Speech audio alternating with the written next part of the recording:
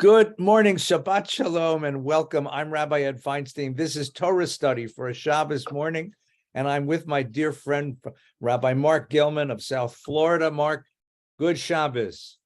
Good Shabbos, everyone, and happy Elul. This Shabbos, we are reading Parshat Shoftim, all about the choosing of judges, but I'd like to move to a different event of this week. This last week, Thursday, Friday, we begin the Hebrew month of Elul, the last month of the Hebrew year, which means this is the month that initiates our high holidays.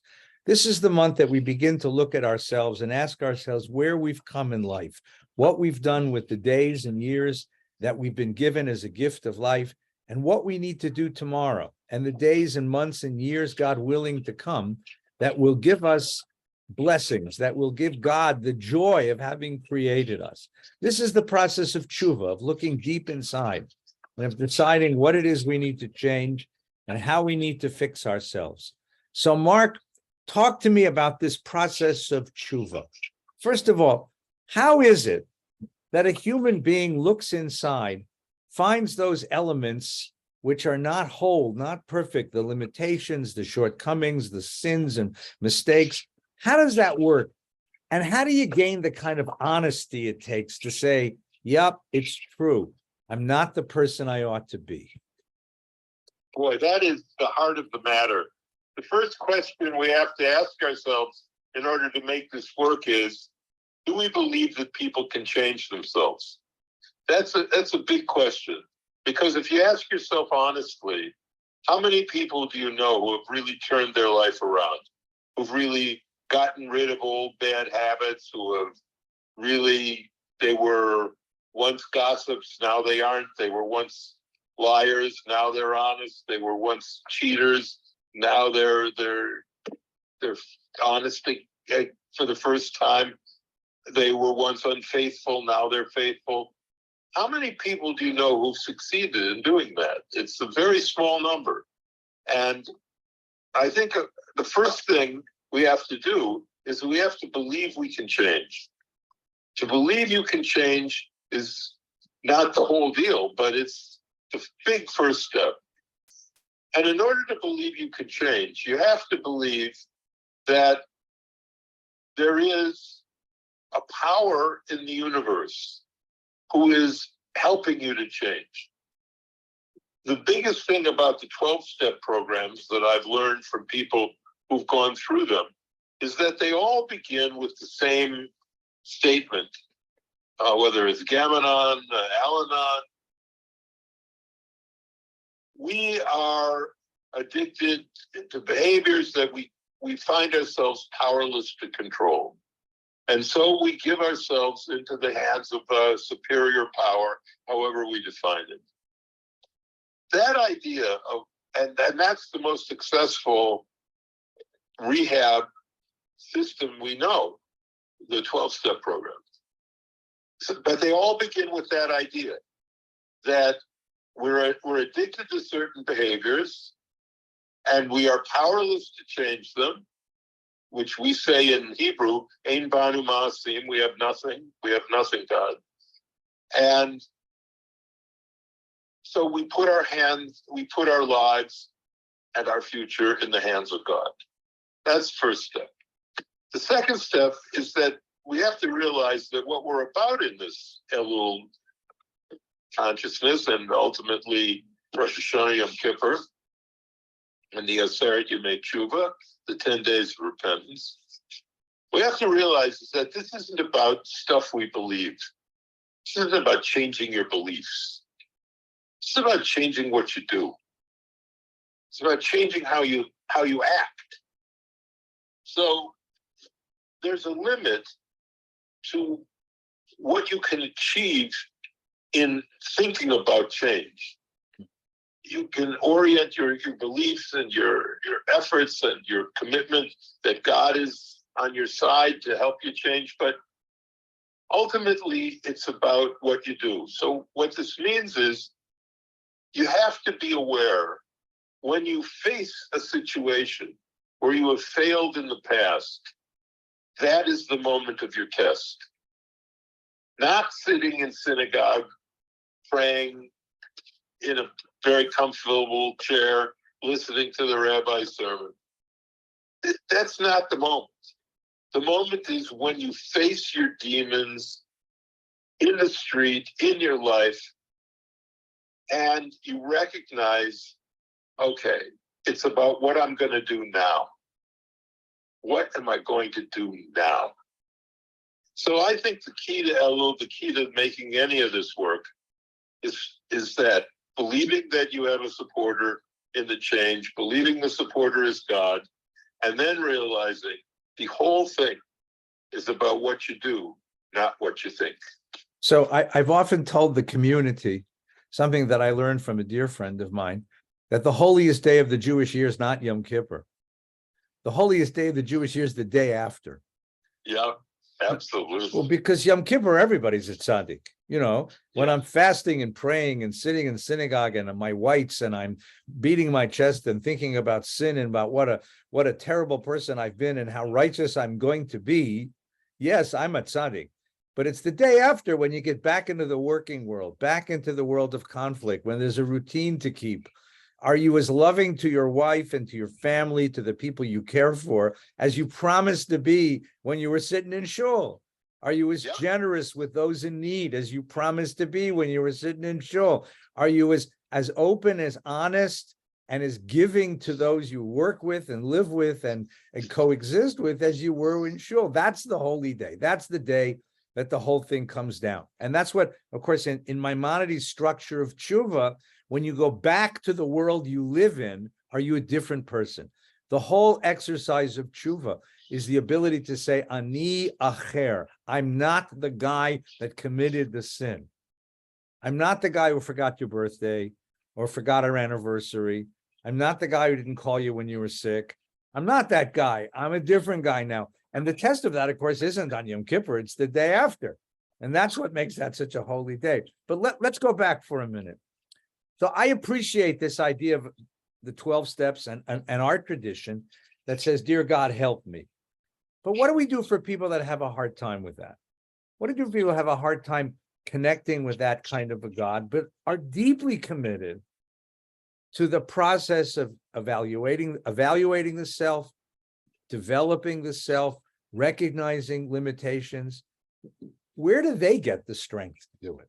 What would be your recommendation to that person? Well, that's a wonderful question. Again, look, the 12-step programs don't require that you believe in God. They require that you believe in a higher power, something beyond yourself.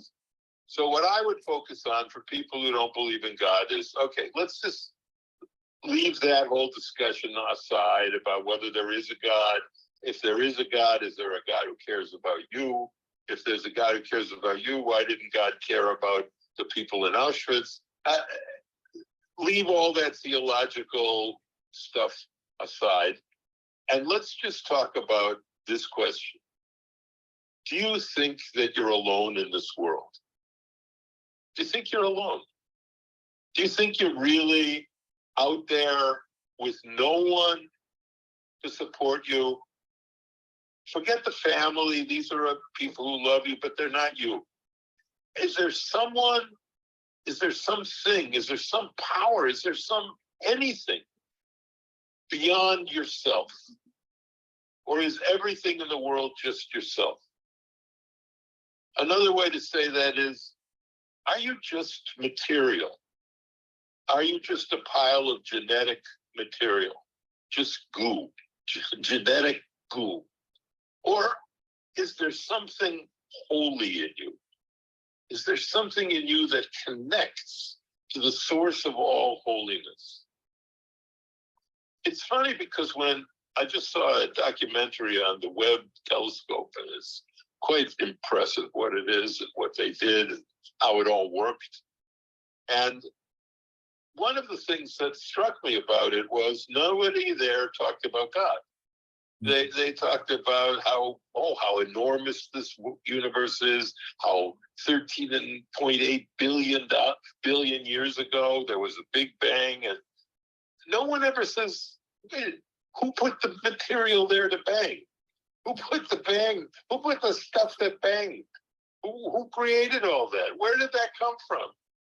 Or how about when Hashemayim Supreme Kvodel, the psalmist, how about the heavens I see declare the glory of God? You either look at the universe and see something beyond it, as Einstein supposedly said, and I've never been able to totally confirm any Einstein quote I ever got, but this quote was, when he was asked, do you believe in God? He answered, when I look at the universe, I ask myself, could so great a symphony have no conductor? But that's the question. So, well, if you don't believe in God, that's fine. But then the question is, do you believe you're alone? Or is there some power that you don't want to call God? Okay. But just some force, something beyond yourself that's helping you get right in the world. So I think that the process of getting beyond the self is really the essence of the thing. Yeah. Because, we live inside of these bodies, and we live inside of these egos, and we live inside of the project of moving myself forward in time and succeeding in the world, both materially and in other ways. And it's so much of life is self-referential.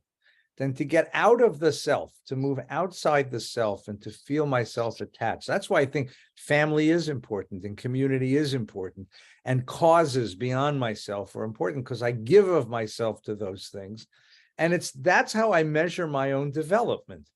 How much have I given, and how careful have I been in those relationships, and how much have I cultivated those relationships and been faithful to them? These are the really deep questions that one asks, because I'm trying to get outside the self. The more we are outside of the self, the more faithful we are to the best parts of ourselves. That's the irony of development of the self. Heschel once said, you can never discover the self except in one instance. He said, you discover the self in the selfless act. In the act of loving, in the act of giving, you discover the boundaries of the self. You discover what I really am and what I'm really capable of. And that's what this holiday calls upon us to do, to set aside my championing of myself, that endless process of achieving and gaining and acquiring and getting recognition and being applauded, and instead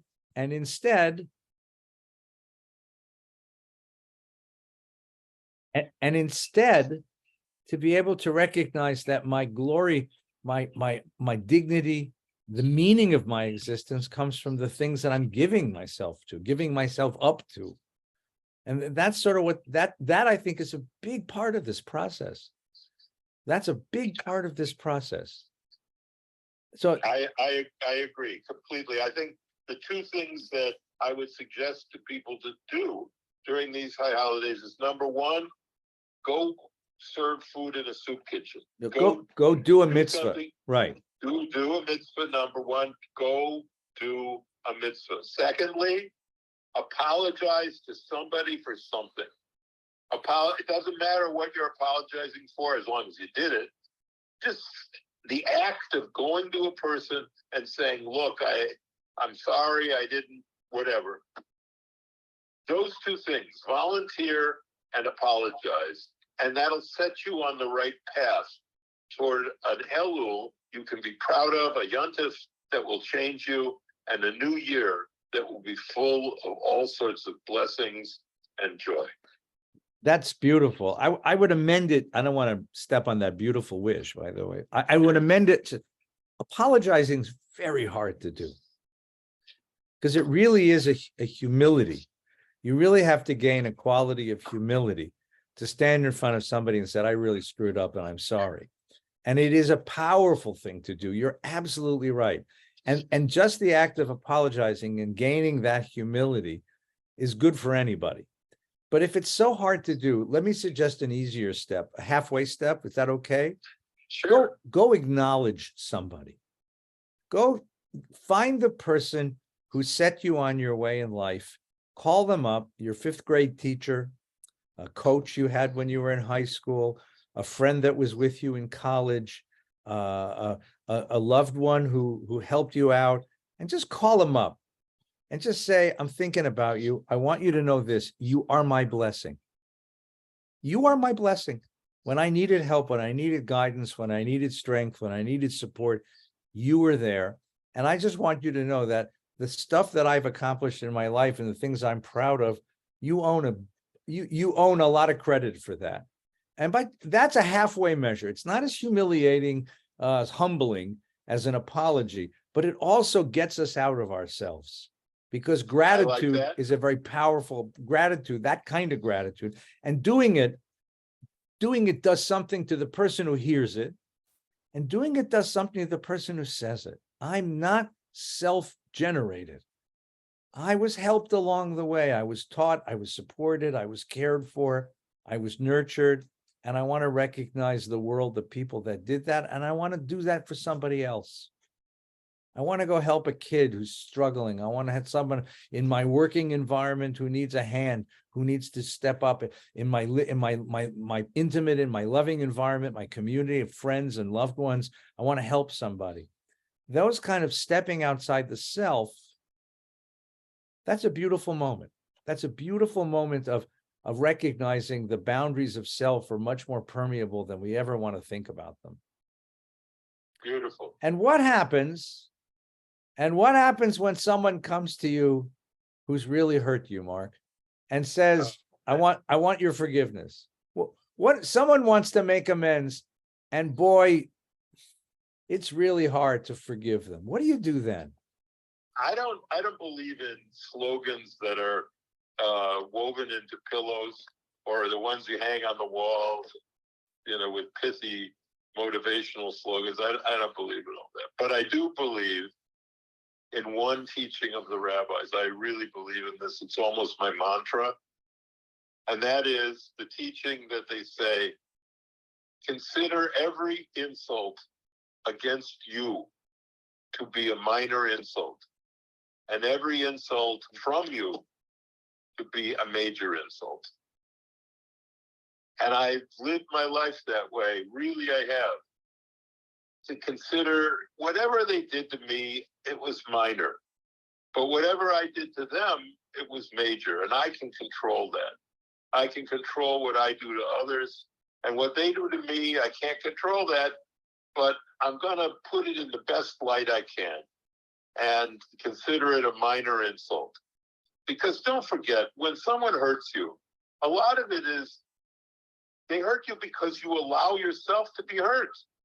If you let it just slide off your back, if you just let it go, then you're not hurt. You're not hurt. It's your decision to be hurt. When you drop this is the point. When you drop something heavy on your foot, you can't control whether you feel pain. You feel pain because it hurts your foot that you drop something on it. But what you can control is suffering. You can't control pain, but you can control suffering. Suffering is your internalization of the pain. Oh, I'm so pity me, and I'm such terrible stress. No. So it's the same with insults. You can't control what they say to you that hurts, but you can control how much it hurts you and how you suffer because of it. Yep. If you say, look, this person is a small, fearful person. They feel by tearing me down, they can lift themselves up. That's sad, but that's their life. That's not my life. And maybe if they see that they're met with kindness and not revenge, maybe they'll change next time. So if that doesn't work, punch them in the face. Please don't. I don't know. What do you think? No, but both of us have had experience with people. Yes, we have. In the work that we do, in the counseling that we give people, and sometimes in those very painful, difficult ritual moments, both of us have taken people to the cemetery to bury a loved one. And there was so much pain and anger and unresolved brokenness between these people that makes that moment, instead of a moment of sanctity and sadness, it makes it a moment of uncontrolled rage and uncontrolled hurt, basically, right? It's true, and there's some people who cling to their anger, and there's nothing you can do about it. But there is something you can do about it in terms of the way it affects you. I don't know anything more than that. I mean, there's a limit to how much you can affect other people, but there is no limit to how much you can affect yourself. Yeah, Shlomo Carlebach was once asked if he had resentment and rage against the Nazis for what they did in the war. And he said, of course he does. Of course he does, but he doesn't let it into his heart because God only gave him one heart. And if he only had one heart, he wants it filled with love and joy and celebration of life, and not with resentment and rage and bitterness. And that's a very difficult place to be. That's a very courageous. I'm acknowledging it's a courageous place to be for any hurt, but that's the goal. I mean, that's the aspiration, to let go of it and to begin the year letting go of all of the pain and all of the rage. That's part of the aspiration. So this time of year in morning minyan, we blow the shofar. Blow it every morning. So before we finish today, and we'll be a little brief today because we're both running for Shabbos, but tell me about the shofar. What does the shofar say? Of all the strange things we Jews do, and God knows we do some strange stuff, blowing a ram's horn every day for a month, what does that say? All right, one simple thing. It tells you that you can't get sound if you blow into the large end of the ram's horn. Now, what do I mean by that? What I mean is the only way to get sound through a shofar, and even then it's hard, is you blow through the thin end, and then it goes out the big end, and it has a sound, all right? The same is true in our lives as Jews. We have to begin to approach the world as Jews. And that's the small end. That's the little part of the world that has Jews in it. That's particularity, like right? One out of every million, billion people is Jewish. So our lesson of the shofar is use your Jewishness, the small end of the shofar, to make a sound that the large end, the whole world can hear. That's beautiful. Thank you. I'll give you a different one. Same thing. The mitzvah, believe it or not, is not to blow the shofar. The mitzvah is lishmoa kol shofar, to listen, not even to hear it, to listen to the sound of the shofar. And listening, to me, is a really interesting commandment because, hearing happens automatically. There's a sound in the ambient environment and I hear it. But listening means I turn to my wife or to my kid or to my friend or to my coworker or to my neighbor or to the stranger, and I listen. I listen for the sound that's expressed and the sound that's not expressed, for the question and the sigh and the cry that's given, and for the one that isn't out loud, but is deep within that interaction. One of my favorite pieces of halacha, of Jewish law, asks a really good rabbinic klutz kasha. You're commanded to listen to the sound of the shofar. What if you're walking by a shul and a guy is practicing the shofar? He's just practicing and you happen to hear it. Does that count? Are you yotze? Have you fulfilled the obligation to listen to the sound of the shofar? And the Mishnah's answer is beautiful. It says, im kivein libo, yotze im lav lav.